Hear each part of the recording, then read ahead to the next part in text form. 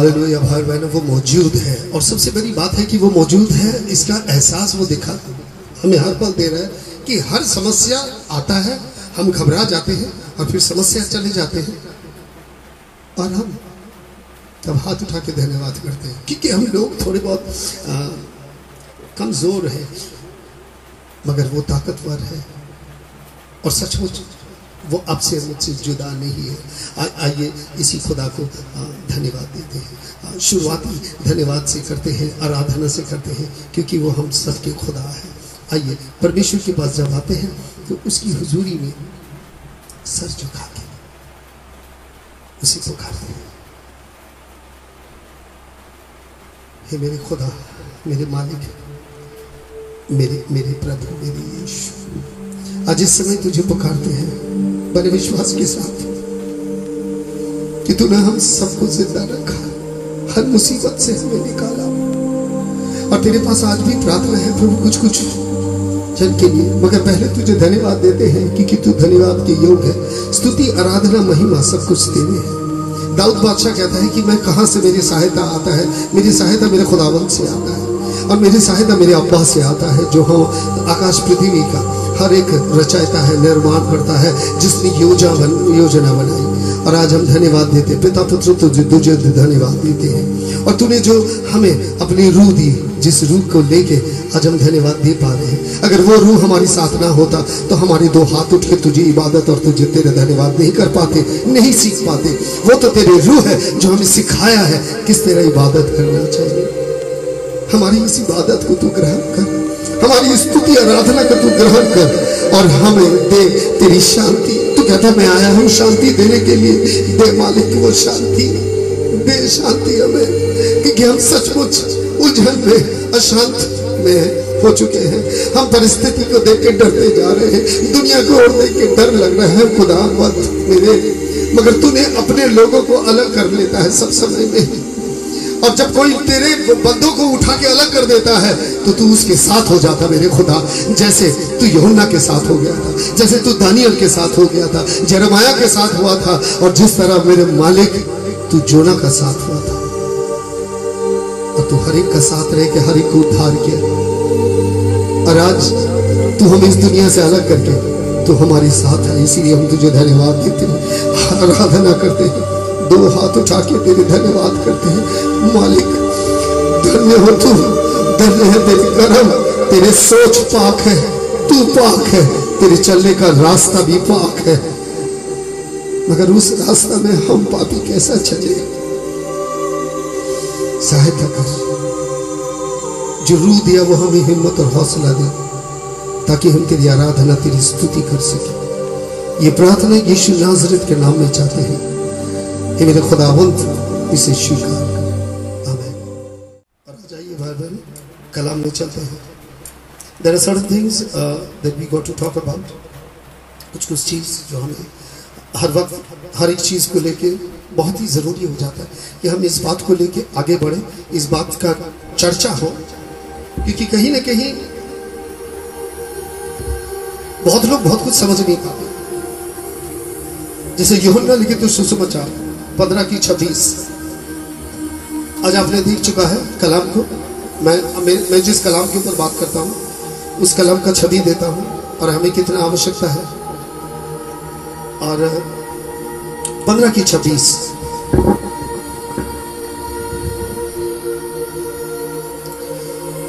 When the advocate comes, whom I will send you in my name, send you from the Father, the Spirit of truth,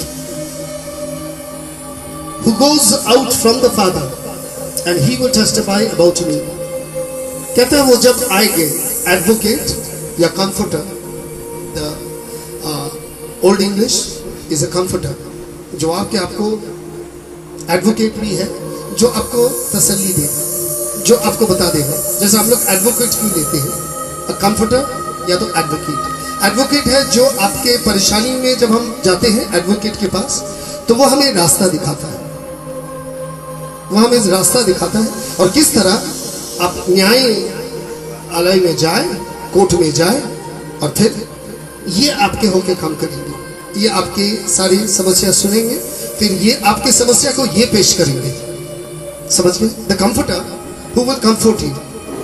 यहां दिया advocate, जो आपकी सारी सुनवाई करेंगे, आपकी सारी परेशानी आपको बतानी पड़ेगी इनको, और फिर ये क्या करेंगे, आपके शब्दों में नहीं, इनके शब्दों में ये बयान करेंगे खुदा के दरबार में, खुदा की हुजूरी में। कहता है जो पवित्र आत्मा, तो हमें जो दिया जाता है ये खुदा की रूह है जो हमारे अंदर में काम करता है। हर एक इंसान के खुद अपना रूह होता है, और एक खुदा के रूह होता है जो एक्सपर्ट है, जो जानता है इस बारे में। टीचेस यू ऑल थिंग्स, कहता है ये तुम्हें सब कुछ सिखा देगा। He will testify about me, कहता है जिसे वो भेजेगा वो तुम्हें सब कुछ सत्य सिखा देगा। अर्थात he will testify all things in remembrance, और ये वो सब बातें याद करवा देगा जो खुदा ने हमें कहा था। अर्थात अगर हम भूल भी जाए तो खुदा भूलने नहीं देंगे। सबसे आश्चर्य बात यह है कि खुदा के कलाम को अगर कोई भूल जाता है, अगर इंसान भूल जाता है तो शायद वो याद ना कर पाए, क्योंकि इसके दिमाग में, जहन में ये बात बैठा नहीं है।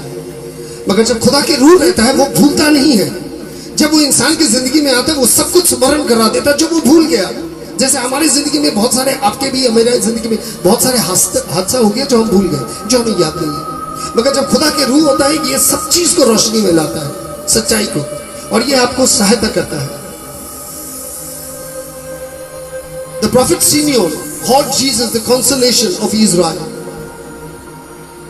भविष्यवक्ता सिमियोन ने यीशु को देख के कहा consolation of Israel, ये इजराइल को शांत करेगा, कंसोल करेगा, क्योंकि इजराइल तड़पता हुआ, रोता हुआ, बिगड़ा हुआ बच्चा था। So he was in appear before the word incarnated in his name, he was known as the day star. जबकि खुदा के वचन जब वचन देह धारण किया, मरियम की गोद में आया, उसके आगे इसका नाम था डे स्टार, या तो मॉर्निंग स्टार, सुबह का, भोर का तारा, जो अंधेरा को चीर के आता है, जो अंधेरा को बांट देता है और उसके बीच से आ जाता है। प्रकाशित वाक्य 22 के 16 अगर देखें, revelation chapter 22 verse 16, if you see, हम कुछ शब्द उठा के फिर हम अपने सब्जेक्ट में हम लोग प्रवेश करेंगे। चले आते हैं। I Jesus have sent my angel to give you the testimony for the church. I am the root and the offspring of Jesse and the bright morning star. कहता है मैं जड़ हूं इसका, दाऊद का जड़ हूं। अर्थात जड़ का, दाऊद को देखा गया था पहला राजा जो खुदा ने चुना था। सोल को आदमी लोग चुना, मगर खुदा ने जो पहला को चुन के रखा था, उसका जो ऊपर का शीश था वो दाऊद था, मगर उसका जड़ खुदा था, यीशु था। So I am the root. बगैर जड़ का दाऊद कुछ नहीं, दाऊद कुछ भी नहीं, जबकि ये राजा बन चुका था। The bright morning star, कहता मैं सुबह का तारा, और सुबह का तारा वो होता है जो अंधकार को चीर के आता है।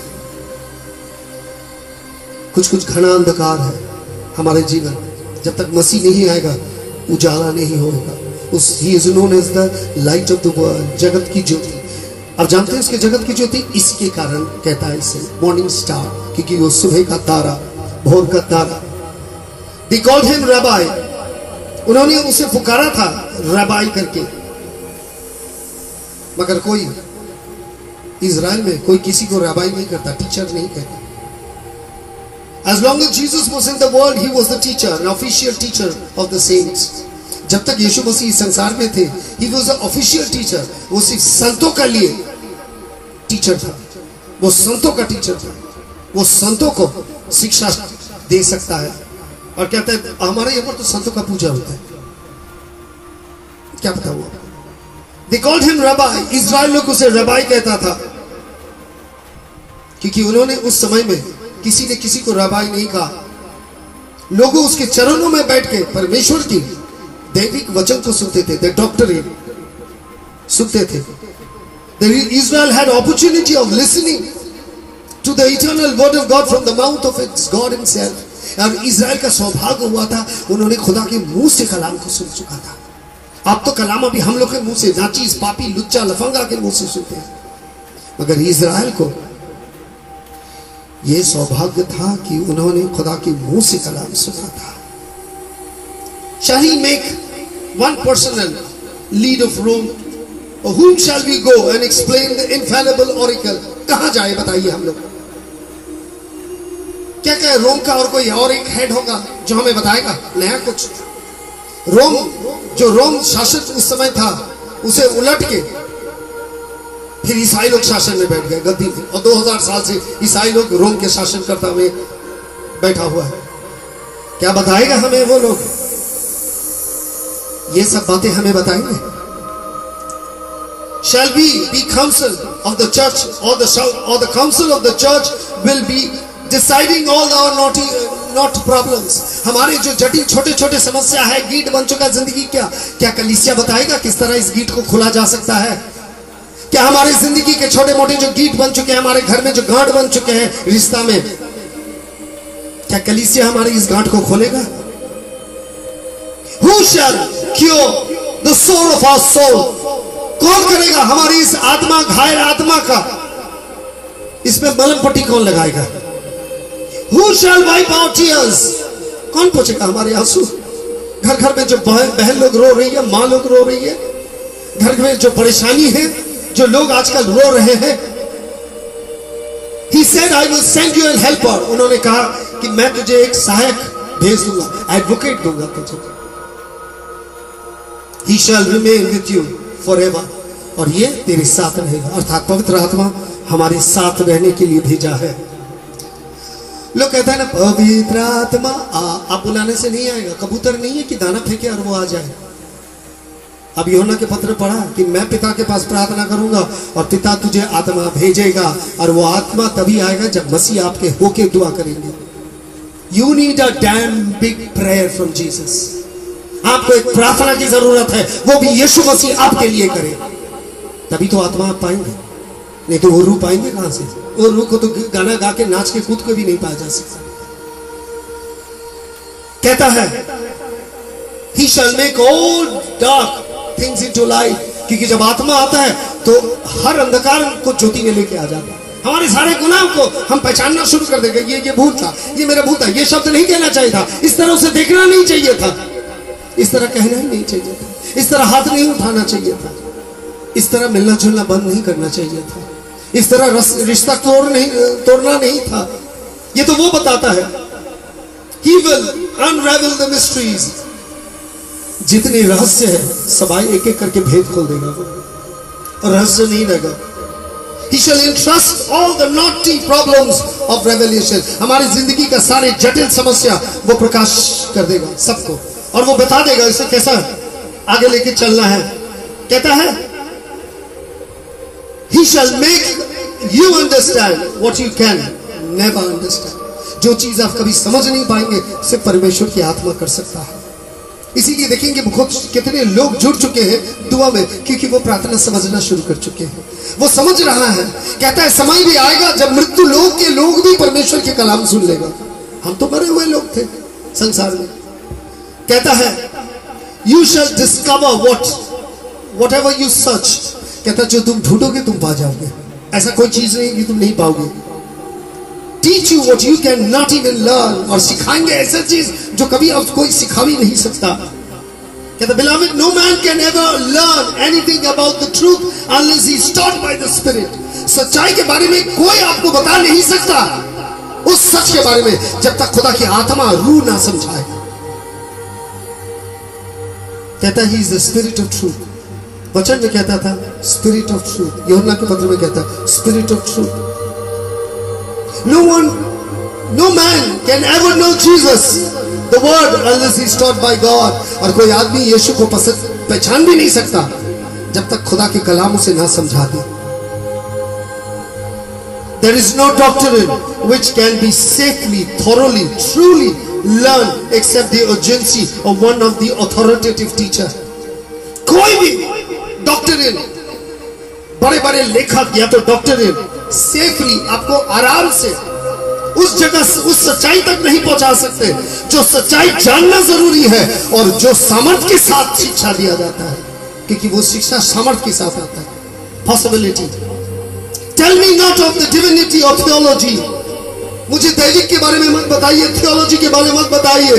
And learn not most arrogant doctors, but tell me of great teacher instructing us, explain us the transformation of a fool to a wise.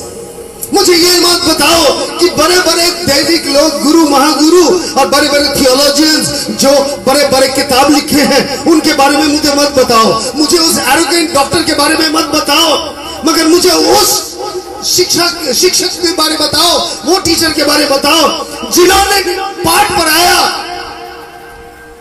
और एक अनपढ़ गवार को ज्ञानी बना दिया. और वो सिर्फ खुदा ही कर सकता है. एक अनपढ़ गवार को ज्ञानी बना देता है, एक मूर्ख को पंडित बना देता है और एक पापी को संत बना देता है. मुझे उसका नाम बताओ.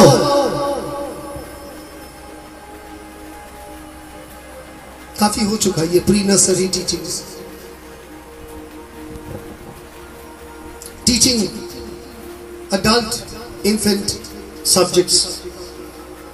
बड़े बड़े लोगों को जैसे बच्चे के स्कूल में, क्रैश स्कूल में पढ़ा रहा है, नाच कार करके आओ हम स्तुति करते हैं, आओ आराधना करते, चलिए ताली दीजिए, ताली ये कीजिए, चलिए हम लोग ये करते हैं. और सारे गाना जो होता है एक्शन सॉन्ग्स बनाते हैं. क्या कर रहे हैं आप?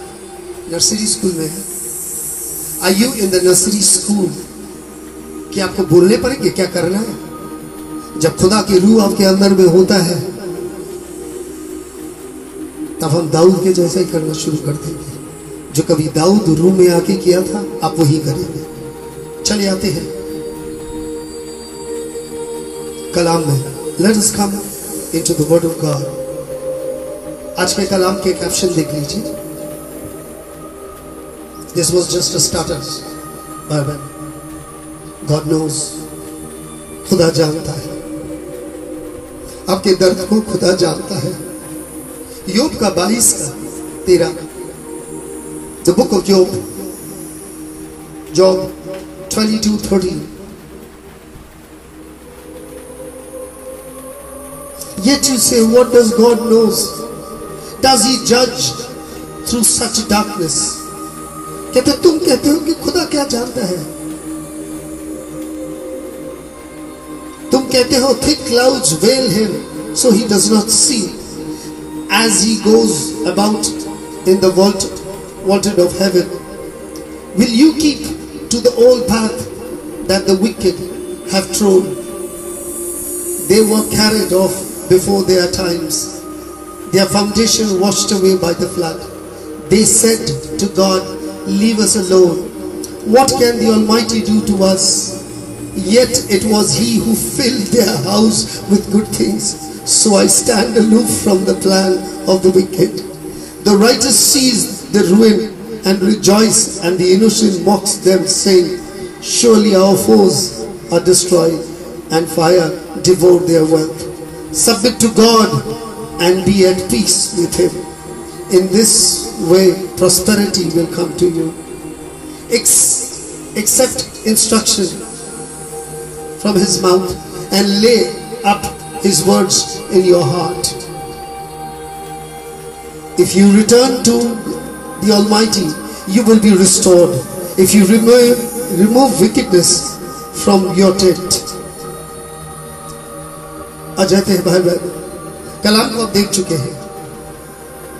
लोग यही कहते हैं, लोग इसी बात को लेके कहते हैं. उन्हें लगता है कि खुदा क्या जानता है. खुदा तो एकदम इन द थिक क्लाउड, एकदम जिस तरह आकाश को कहता है आसमानी खुदा, और आकाश में कुछ दिखाई नहीं देता जब बादल होता है, तो उन्हें भी लगता है जो बादल है और खुदा को कुछ दिखाई नहीं देता और वो स्वर्ग में ही घूमते रहता है. Will you keep the old path that the wicked have trod? कहता जो शैतानी पाजी इंसान लोग जो चल चुका था उसी रास्ते पे, क्या तुम उसी रास्ते पे चलते रहोगे? They were carried out before their time. कहता समय रहते हुए वो उड़ चुका है, समय रहते रहते वो खत्म हो चुका है, क्योंकि इन्होंने कहा खुदा हमें अकेला छोड़ दे. जब भी लोग पढ़ लिख ले लेते हैं तो वो पहला चीज ये कहता खुदा नहीं है. The moment a person studies a little, किसी और का थ्योरी पढ़ लेता है, किसी और का लॉ पढ़ लेता है, तो उसे लगता खुदा नहीं है, किसी और का लिखा हुआ है. जब खुदा के बोला हुआ कलाम को वो अपनाना नहीं चाहते। और आज देख लीजिए, yet it was he who filled their house with good things, और वही खुदा है जो उसके घर में सारी अच्छी चीज दे के भर दिया। So I stand aloof from the wicked, कहता शैतान लोगों से मैं दूर रहता हूँ। आज सबसे बड़ी बात है Proverbs chapter 15 verses 3। आपको लगता खुदा नहीं देखता? खुदा देखता है, मगर क्योंकि आपने खुदा को छोड़ के अपना जिंदगी बना चुका है। Proverbs chapter 3 नीति वचन 15:3। The eyes of the Lord are everywhere, keeping watch on every wicked and good। कहता खुदा की आंखें सबके ऊपर है, हर एक के ऊपर है, दुष्ट आदमी और अच्छे आदमी दोनों के ऊपर है, वो दोनों को जानता है। आज देखिए, इतने दिन हो गए हम लोग सब महफूज हैं, हम लोग सब अच्छे हैं, हमारे विश्वासी लोग सब अच्छे हैं। थोड़े बहुत बीमार ये वो हो जा रहा था, हमारे अंदर में संदेह घुस जा रहा था, ओके ओके ओके, मगर देखिए हम सब ठीक है। संदेह आता है, ये संदेह ये दिखा देता है कि आत्मिक इम्यून सिस्टम खराब है। अब हम अभी का भाषा बोलेंगे, आत्मिक इम्यून सिस्टम खराब है। ये बता देता है आपके हजम शक्ति खराब। पंचारिश जो हजम शक्ति है ना, कहता पंचारिश हजम शक्ति, मैं आपको बताता हूं, ना आप ठीक से देखते हैं, ना ठीक से सुनते हैं, ना कभी आपको उस आभास हुआ है, और ना आपने कभी खुदा के बात कहा, और ना कभी छू भी सका। इसीलिए आपका पंच शक्ति जो है ये खराब है। खुदा के कलाम आपको हजम नहीं होता, आपको डायरिया हो जाता है सुनने के बाद दुखी मायूस टूट जाते हैं, डायरिया। क्योंकि खाना जाके पचना चाहिए, पचने के बाद खाने के अंदर से पौष्टिकता शरीर ले लेता है। जब कलाम आते हैं तो कलाम के अंदर से जो पौष्टिकता है वो आत्मा खींच के ताकतवर बन जाता है, और बाकी जो जरूरत नहीं है वो निकल जाता है। छोटी छोटी उसमें जो कहानी होती है वो निकल जाती है, आपकी स्तुति आराधना तक निकल जाती है। पूरी मीटिंग में सिर्फ रह जाता तो कलाम की पौष्टिकता। मैं तो ये पूछता हूँ कितना पौष्टिकता ले रहे हैं, और जिस दिन कलाम सुनने के बाद आप टूट के बिखर गए, डायरिया हो गया, आप नहीं पाए, कमल आपको टूट जा रहे हैं।